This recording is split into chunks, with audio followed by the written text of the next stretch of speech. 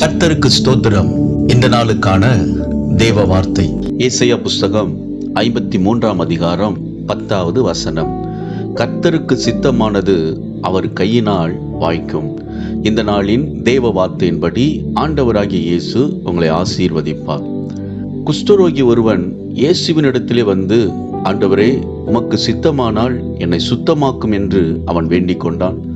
ஆண்டவராகிய இயேசு, எனக்கு சித்தம் உண்டு, நீ சுத்தமாகு என்று சொல்லி அவன் குஷ்டரோக வியாதியிலிருந்து அற்புத சுகத்தை பெற்றுக்கொள்ளும்படி ஆண்டவராகிய இயேசு கிருபை செய்தார். அன்பானவர்களே, கர்த்தருடைய சித்தத்தின்படி செய்ய கீழ்ப்படியுங்கள்.